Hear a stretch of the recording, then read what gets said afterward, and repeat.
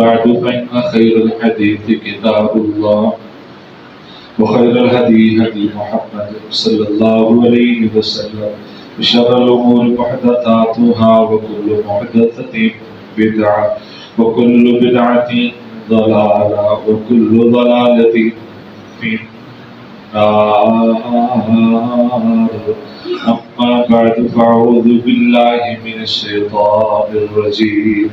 بسم الله الرحمن الرحيم. إنما المؤمنون الذين إذا ذكر الله وجلت قلوبهم وإذا تليت عليهم آياته زادتهم إيمانا وعلى ربهم يتوكلون. صدق اللہ العظیم. تمام قسم کی تحمیدات، تمجیدات، تکبیرات، تقدیسات اور تحلیلات اللہ رب ذوالجلال والاکرام کے لیے بے شمار لا تعداد بے حد و حساب درود و سلام سرور کائنات امام الانبیاء حضرت محمد رسول اللہ صلی اللہ علیہ وسلم کی ذات مقدسہ مطہرہ پر بے شمار رحمت نازل ہوں اہل بیت پر، صحابہ کرام پر، تابعین نظام پر، اولیاء کرام پر اور ائمہ کرام پر. گزشتہ موضوع ایمان کی نشانیوں کے بارے میں تھا کہ کمزور ایمان کون سا ہوتا ہے. آج کا موضوع کہ اس ایمان کی فکر کریں.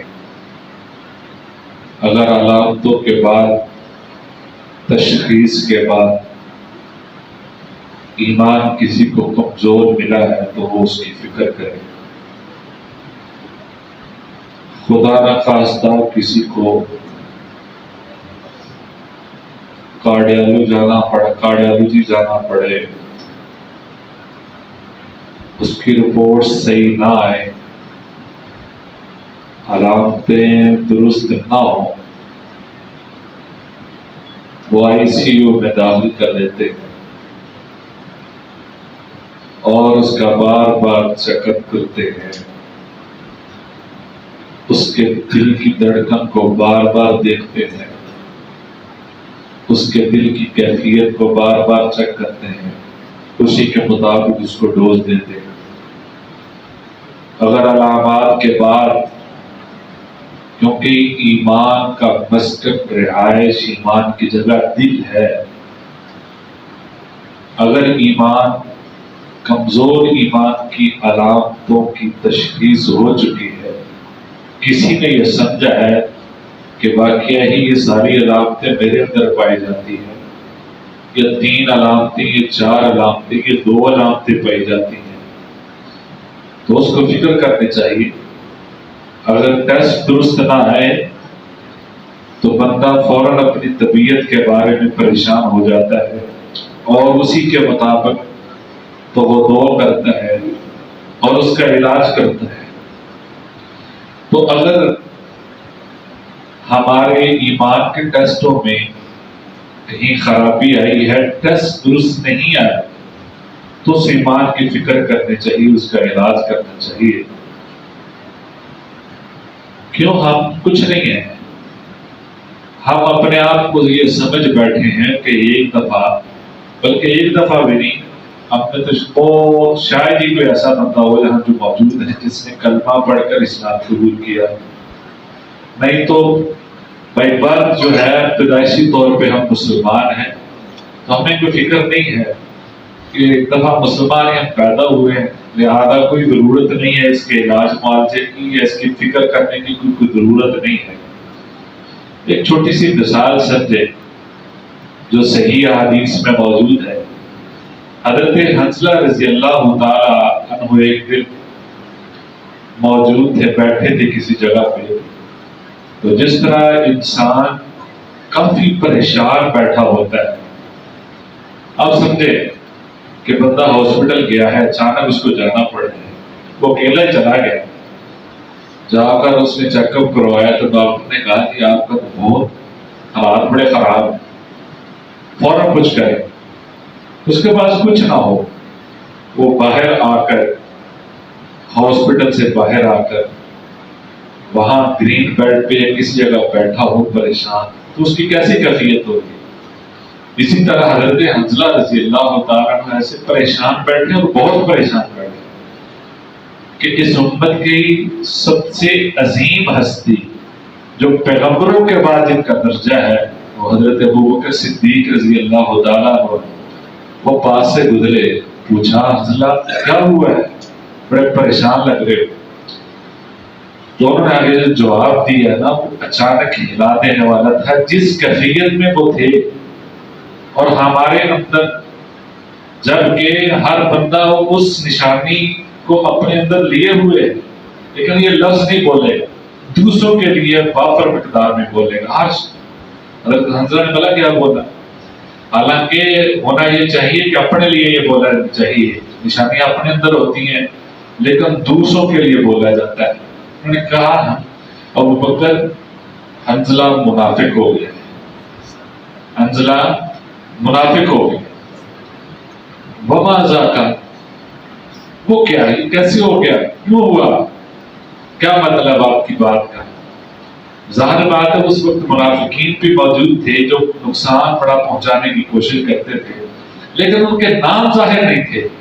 اب حضرت حنظلہ ایک مخلص صحابی ہیں، جب خود یہ کہہ رہے ہیں حضرت ابوبکر صدیق، اچانک بہت ساری باتیں ذہن میں آئیں، لیکن حضرت ابوبکر صدیق رضی اللہ تعالیٰ عنہ نے پوچھا ہوا کیا ہے؟ جب نبی صلی اللہ علیہ وسلم جنت کا تذکرہ کرتے ہیں، جہنم سے ڈراتے ہیں، ایمان کی باتیں بتاتے ہیں اور گزشتہ اقوام کی باتیں بتلاتے ہیں، ایمان کا لیول بہت بڑھ جاتا ہے۔ اور ہم جو اللہ سے ڈرنے والے ہوتے ہیں، یہاں مسجد سے نکلتے ہیں، نبی صلی اللہ علیہ وسلم کے مجلس سے نکلتے ہیں، گھر چلے جاتے ہیں، اپنے کام میں مصروف ہو جاتے ہیں، بیوی بچوں میں بیزی ہو جاتے ہیں، تو وہ کیفیت نہیں رہتی۔ لہذا یہ کیفیت کا عدل بدل ہونا، کم زیادہ ہونا، یہ اچھی علامت نہیں، یہ تو منافق کی علامت ہے۔ اچھا، ہمارے ہاں اگر کوئی بندہ کسی سے بھی یہ مسئلہ پوچھ لے اس طرح کا، تو وہ گھنٹہ تقریر کر دے گا اس کے بارے میں، تو تمہارے اندر یہ بیماری ہوگی، تمہارے اندر یہ مسئلہ بھی ہوگا، تمہارے اندر یہ گناہ بھی ہوگا، تمہارے اندر یہ بھی گناہ ہوگا۔ اپنے بارے کوئی بات نہیں کہے گا، وہ سمجھے گا، وہ اس کو یہ بتا رہا ہوگا میں سب سے بڑا عالم ہوں اور میں ہی سب سے بڑا متقی ہوں، میرے اندر کوئی غلطی نہیں غلطی تمہارے اندر پکڑا جائے گا۔ یعنی اس کو اس انداز میں بتایا جاتا ہے کہ تمہارے اندر تو بہت غلطی ہے۔ اب یہاں جب حضرت حنظلہ رضی اللہ تعالیٰ نے یہ بات بتلائی نا کہ یہ میری کیفیت ہے، تو حضرت ابوبکر صدیق اس امت کی سب سے عظیم ہستی نے پتہ کیا جواب دیا؟ انہوں نے کہا حنظلہ یہی کیفیت میری بھی ہے، یہ کیفیت میری بھی ہے، اس کا مطلب میں بھی منافق ہو گیا۔ آؤ اس کا علاج میرے پاس کوئی نہیں، چاہے میں انبیاء کے پاس سب سے افضل ہوں، میرے پاس اس کا کوئی حل نہیں ہے۔ آ جاؤ، جو حل لے کر آئے ہیں ان کے پاس اپنا مسئلہ لے کر جاتے ہیں۔ نبی صلی اللہ علیہ وسلم کے پاس گئے، جا کر وہ کیفیت بیان کی حضرت حنظلہ رضی اللہ تعالیٰ عنہ نے کہا حضور صلی اللہ علیہ وسلم میری یہ کیفیت ہے، اور حضرت ابوبکر صدیق کے سامنے مسئلہ رکھا، انہوں نے بھی یہی کہا ہے۔ تو نبی صلی اللہ علیہ وسلم نے فرمایا اے میرے پیارے صحابیوں، جیسی کیفیت میرے پاس ہوتی ہے اسی طرح تمہاری گھروں میں بھی ہو، ہر وقت ہو، تمہارے بستر پہ، تمہارے کام پہ، تمہارے گھر پہ، تمہاری اولاد میں، ہر جگہ تمہاری یہی کیفیت ہو، تو ہر جگہ پہ تمہارے ساتھ فرشتے سلام کیا کریں۔ یہ کیفیت ہر جگہ رہے گی، یہ کیفیت رہ نہیں سکتی، لہذا ان کو ایمان کی فکر تھی۔ تو نبی صلی اللہ علیہ وسلم نے فرمایا کہ یہ جو دل ہے یہ اس طرح ہے جس طرح کے پتا درخت کے اوپر ہوتا ہے، کبھی اس طرح ہوتا ہے کبھی اس طرح ہوتا ہے، ہوا کے ساتھ الٹ پلٹ ہوتا ہے۔ دل کی کیفیت جو ہے وہ بدلتی رہتی ہے، ایمان کی کیفیت بھی بدلتی رہتی ہے، لہذا جب دل کی کیفیت بدلتی ہے، بی پی اپ ڈاؤن ہوتا ہے، تو بندہ خود فکر مند ہوتا ہے، اور اگر اس کے مریض کا کبھی بخار زیادہ ہوتا ہے کبھی کم ہوتا ہے، اس کی طبیعت بگڑتی ہے، کبھی صحیح ہوتی ہے کبھی نہیں صحیح ہوتی ہے، وہ فکر مند ہوتا ہے۔ ایمان بڑھتا بھی ہے کم بھی ہوتا ہے، اس کے بارے میں فکر مند کیوں نہیں؟ صحابہ تو اتنے فکر مند ہیں، حضرت ابوبکر صدیق اتنے فکر مند ہے کہ بنے گا کیا؟ تو ابھی 4 سال ہوئے تھے، صحابہ فرماتے ہیں ہمیں مسلمان ہوئے 4 سال ہوئے تھے، یعنی مدینہ آئے 4 سال ہوئے تھے، یا ہمیں مسلمان ہوئے 4 سال ہوئے تھے، تو اللہ کی طرف سے ہمیں ڈانٹ پڑی، اللہ کی طرف سے ہمیں ڈانٹ پڑی۔ وہ ڈانٹ سنا ذرا، یہ بات ہے کیفیت، اپنے اندر کیفیت لانے کی، وہ کیفیت پیدا کرنے کی ضرورت ہے۔ صحابہ نے کہا 4 سال ہوئے تھے ایمان لائے، ابھی اللہ کی طرف سے ڈانٹ پڑی۔ ڈانٹ کیا ہے؟ أَلَمْ يَأْنِ لِلَّذِينَ آمَنُوا أَن تَخْشَعَ قُلُوبُهُمْ لِذِكْرِ اللَّهِ وَمَا نَزَلَ مِنَ الْحَقِّ وَلَا يَكُونُوا كَالَّذِينَ أُوتُوا الْكِتَابَ مِن قَبْلُ فَطَالَ عَلَيْهِمُ الْأَمَدُ فَقَسَتْ قُلُوبُهُمْ وَكَثِيرٌ مِّنْهُمْ فَاسِقُونَ۔ ڈانٹ یہ پڑی، کیا ابھی وقت نہیں آیا کہ ایمان والوں کے دل دہل جائیں، وہ ڈر جائیں، وہ ایمان لے آئیں، وہ اللہ کی طرف پلٹ آئیں؟ کیا ابھی وقت نہیں آیا؟ وہ کہتے ہیں کہ اللہ کی طرف سے ہمیں ڈانٹ تھی کہ ایمان والے ایمان لے آئیں، اللہ کی طرف پلٹ آئیں۔ أَلَمْ يَأْنِ لِلَّذِينَ آمَنُوا أَن تَخْشَعَ قُلُوبُهُمْ لِذِكْرِ اللَّهِ۔ یہ کافروں سے نہیں کہا، یہ غیر مسلموں سے نہیں کہا، یہ اللہ نے مومنوں سے کہا۔ کن سے کہا ہے؟ جن کے بارے میں قرآن میں اللہ نے کہا فَإِنْ آمَنُوا بِمِثْلِ مَا آمَنْتُمْ بِهِ فَقَدِ اهْتَدَوْا۔ اگر تم ایمان لانا چاہتے ہو تو ایسا لاؤ جیسا صحابہ لے کر آئے تھے، اور صحابہ کو یہ ایمان، یہ آیت نازل صحابہ کے لیے ہوئی ہے، اور صحابہ فرماتے ہیں اللہ کی طرف سے ہمیں ڈانٹ پڑی کہ تم اے ایمان والو ان تخشع قلوبہم لذکر اللہ وما نزل من الحق ولا یکونوا کالذین، تم سے پہلے بھی لوگ آئے تھے اور وہ بھی ایمان لائے، بڑا لمبا قصہ گزرا، تو انہوں نے کہا ہم تو بس ٹھیک ہیں، سارا کچھ صحیح چل رہا ہے۔ ولا يكونوا كالذين اوتوا الكتاب من قبل فطال عليهم الامد فقست قلوبهم، لمبا عرصہ گزر گیا، ان کے دل سخت ہو گئے، ایمان والی باتیں سنتے تھے لیکن ایمانوں کی دلوں کی کیفیت بدلتی نہیں تھی، ان کی حالت تبدیل نہیں ہوتی تھی۔ فقست قلوبهم وكثير منهم فاسقون، بہت سارے لوگ تو ویسے ہی ایمان سے نکل گئے، فاسق ہو گئے تھے۔ لہذا سب سے پہلی یہ ڈانٹ پڑی، کہتے کچھ عرصہ گزرا پھر ڈانٹ پڑ گئی، پھر اللہ نے ہمیں جھنجھوڑا، فرمایا اللہ نزل احسن الحدیث کتابا متشابہا مثانیہ تقشعر منہ جلود الذین یخشون ربهم ثم تلین جلودهم وقلوبهم الی ذکر اللہ۔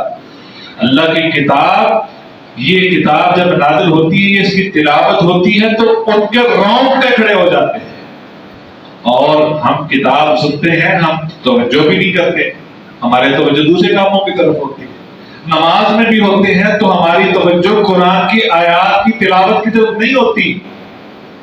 یہاں اللہ فرماتے ہیں کہ ان کے رونگٹے کھڑے ہو جاتے ہیں۔ پھر یہ ڈانٹ پڑی، صحابہ فرماتے ہیں کچھ وقت گزرا پھر ڈانٹ پڑی، انما المؤمنون الذین اذا ذکر اللہ وجلت قلوبهم واذا تلیت علیہم آیاتہ زادتہم ایمانا وعلی ربہم یتوکلون۔ مومن وہ ہوتے ہیں کہ جب ان کے سامنے تلاوت کی جاتی ہے، اللہ کی آیات پڑھی جاتی ہیں تو ان کا ایمان بڑھ جاتا ہے، ان کا ایمان بڑھ جاتا ہے۔ یہ صحابہ کرام رضوان اللہ علیہم اجمعین کی کیفیت تھی، اور فکر مند تھے اپنے ایمانوں کے بارے میں، ان کو فکر لاحق ہوتی تھی، اس طرح مریض کو فکر لاحق ہوتی ہے نا۔ گزشتہ مثالیں میں دے چکا ہوں کہ اس مٹی سے بنے ہوئے جسم کے لیے بہت فکر مند ہے، لیکن جو سب سے قیمتی چیز ہے وہ ایمان ہے، اس کے لیے کوئی فکر نہیں ہے۔ اب اس کے لیے فکر کی ضرورت ہے، ہمارے ہاں کس طرح کا ایمان ہے، کس طرح کی تبدیلی۔ کوئی یعنی ہم مسجد میں آتے ہیں تو سب سے پہلے فکر جو ہوتی ہے وہ اپنے جوتے کی ہوتی ہے، اس کو سنبھال۔ مسجد میں آتے ہیں تو اپنے آپ کی بس میں سفر کرنا ہو تو اپنی جیبوں کی فکر ہوتی ہے، ہم نے کوئی چیز خریدنی ہوتی ہے تو 2 نمبری کی فکر ہوتی ہے، ہماری کوئی چیز گر جائے تو بندہ بس مایوس ہو جاتا ہے، یہ ملنے والی نہیں، بس ختم ہو گیا سسٹم، کوئی ایسا سسٹم ہی نہیں۔ 2017 میں نے ایک اس کی رپورٹ دیکھی ٹوکیو کی، رپورٹ جو ہے وہ ہلا دینے والی ہے۔ اس کے ساتھ میں ایک دوسرا، وقت نہیں ہے تھوڑا ہے پر مختصر سن لیں کہ ٹوکیو کے اندر صرف ایک شہر جو دارالخلافہ جاپان کا ہے، اس کے اندر ایک سال میں 20 لاکھ ڈالر کی وہ اشیاء جو انسان کی ذاتی استعمال کی ہوتی گر جاتی ہیں، وہ ان کو بطور امانت اکٹھا کیا گیا، یعنی لوگوں نے جمع کروائی۔ وہ مسلمان نہیں ہے، ان کو ایمان کا کوئی پتہ نہیں ہے، لیکن سسٹم ہے، ان کا ایک سسٹم ہے کہ یہ سسٹم ہمارے ہاں آ جائے تو ایمان بڑھ جاتا ہے۔ ان کا صرف سسٹم ہے، ان کا صرف سسٹم ہے، ہمارے ہاں یہ آ جائے تو ایمان بڑھ جاتا ہے۔ 20 لاکھ ڈالر کی وہ اشیاء، مثلا کبھی پینسل گر گئی، گھڑی گر گئی، موبائل گر گیا، اس طرح کی چیزیں جو پرسنل استعمال کی انسان کے پاس ہوتی ہیں وہ گر گئی۔ اور اگلی بات یہ ہے، جو اسلام کا ایک قانون ہے، کوئی چیز گر جائے 1 سال تک اس کا اعلان کرو۔ ہمیں کوئی چیز مل جائے فوراً 1 سیکنڈ سے پہلے اس کو چھپانے کی کوشش کرتے ہیں کہ کسی کو پتہ نہ چل جائے۔ اعلان سال کا بڑی دور کی بات ہے، چیز نظر آ جائے سب سے پہلے اس کو سنبھالنے کا سوچتے ہیں، کسی کی نظر نہ پڑ جائے اس کو کنٹرول کرو۔ دوسرا سب سے پہلے آج کل جو مسئلہ ہے وہ دیکھتے کیمرہ بھی کیوں لگا، یہ ہمارے ایمانوں کی حالت ہے۔ اگلی بات یہ ہے، انہوں نے 3 مہینے کا قانون بنایا، 3 مہینے تک ویٹ کیا جاتا ہے آنے والوں کا، اگر ان کو وہ آ جائیں تو اس کی چیز نشانی بتا کر اس کو واپس کر دی جاتی ہے۔ ہمارے ہاں 1 سال قانون ہمارا ہے، استعمال کون کر رہا ہے؟ اصول ہمارا ہے، استعمال کون کرتا ہے؟ اور اس کا باقاعدہ آپ کے سامنے اس کا ایک ثبوت موجود ہے۔ اور اگلی بات جو میں بتانے لگا تو وہ یہ تھا کہ 39 ین، یعنی ان کی جو کرنسی ہے 39 کروڑ ین جو ان کی کرنسی ہے، وہ ایسی تھی کہ لوگوں نے وہ اپنا سامان لیا ہی نہیں۔ اصول وہاں یہ ہے، جو بندہ مال جمع کرواتا ہے، اگر اس کا مالک اصلی نہ ملے، جس نے جمع کروایا تھا اس کو لوٹا دیا جاتا ہے، جس نے جمع کروایا ہوتا ہے نا اس کو لوٹا دیا جاتا ہے۔ 39 کروڑ ین کا واپس انہی کو دیا جنہوں نے جمع کروایا تھا۔